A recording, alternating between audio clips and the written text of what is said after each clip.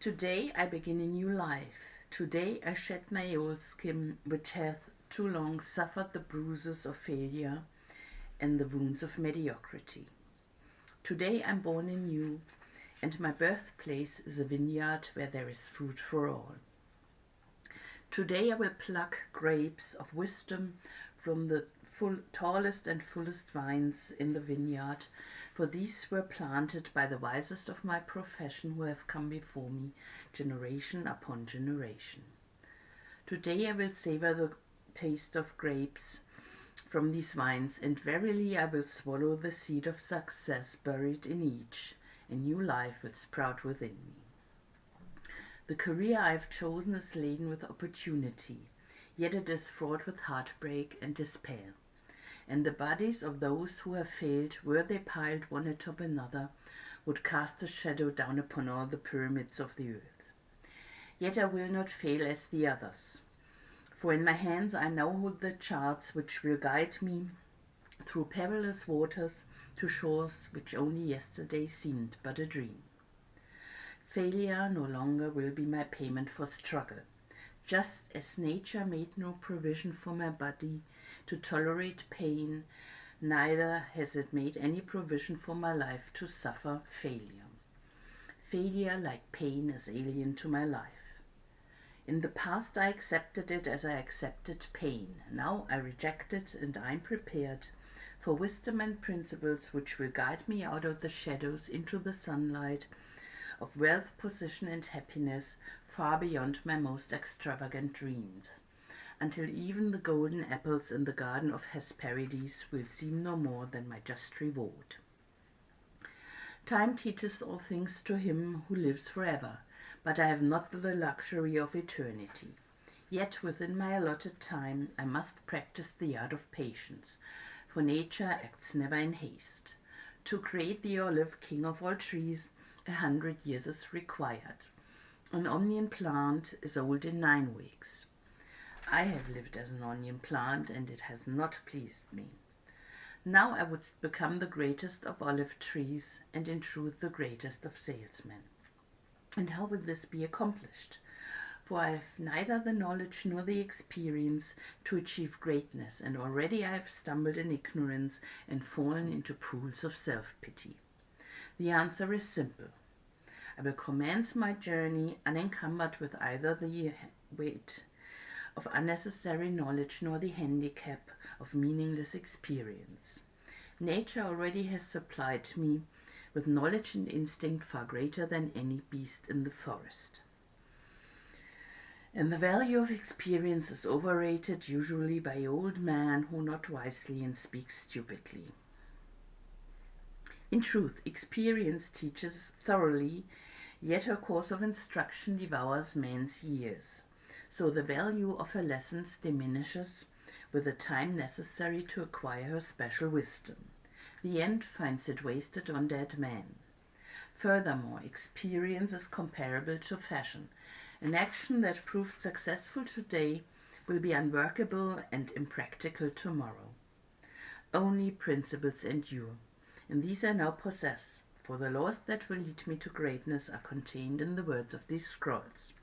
What they will teach me is more to prevent failure than to gain success. For what is success other than a state of mind? Which two, among 1,000 wise men, will define success in the same words? But failure is always described but one way. Failure is man's inability to reach his goals in life, whatever they may be. In truth, the only difference between those who have failed and those who have succeeded lies in the difference of their habits. Good habits are the key to all success. Bad habits are the unlocked door to failure. Thus the first law I will obey, which precedeth all others, is, I will form good habits and become their slave. As a child I was slave to my impulses. Now I am a slave to my habits as are all grown men. I've surrendered my free will to the years of accumulated habits, and the past deeds of my life have already marked out a path which threatens to imprison my future. My actions are ruled by appetite, passion, prejudice, greed, love, fear, environment, and habit, and the worst of these tyrants is habit. Therefore, if I must be a slave to habit, let me be a slave to good habits.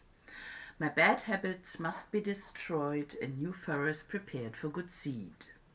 I will form good habits and become their slave. And how will I accomplish this difficult feat?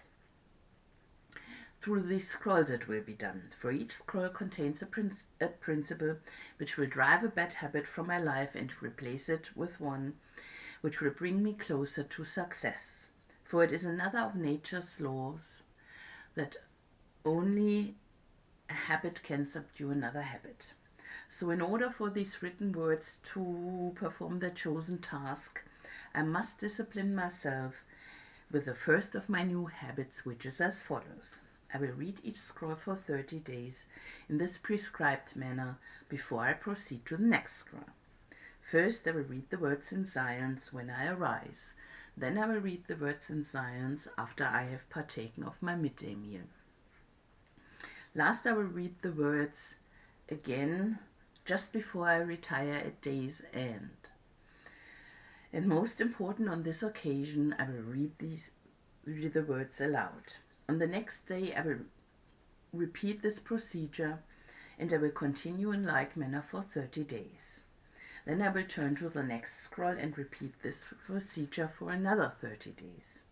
I will continue in this manner until I have lived with each scroll for 30 days and my reading has become habit.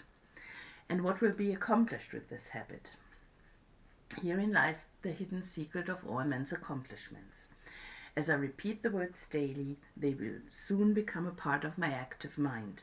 But more important, they will also seep into my other mind, that mysterious source which never sleeps, which creates my dreams and often makes me act in ways I do not comprehend. As the words of these scrolls are consumed by my mysterious mind, I will begin to awake each morning with a vitality I have never known before. My vigor will increase, my enthusiasm will rise, and my desire to meet the world will overcome every fear I once knew at sunrise, and I will be happier than I ever believed it possible in this world of strife and sorrow. Eventually, I will find myself reacting to all situations which confront me as I was commanded in the scrolls to react. And soon these actions and reactions will become easy to perform, for any act with practice becomes easy. Thus a good and new habit is born, for when an act becomes easy through constant repetition, it becomes a pleasure to perform. And if it is a pleasure to perform, it is man's nature to perform it often. When I perform it often, it becomes a habit and I become its slave, and since it is a good habit, this is my will. Today I begin new life, and I make a solemn oath to myself that nothing will retard my new life's growth.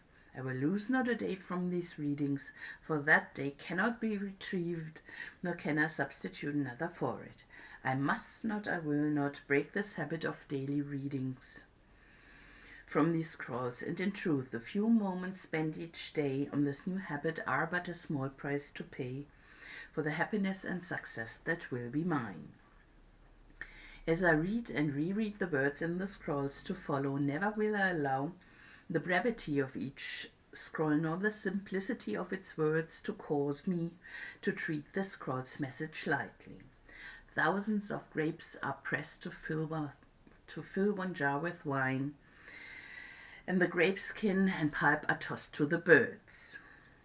So it is with these grapes of wisdom from the ages. Much has been filtered and tossed to the wind. Only the pure truth lies distilled in the words to come. I will drink as instructed and spill not a drop, and the seed of success I will swallow. Today my old skin has become as dust. I will walk tall among men, and they will know me not, for today I'm a new man with a new life. Yeah.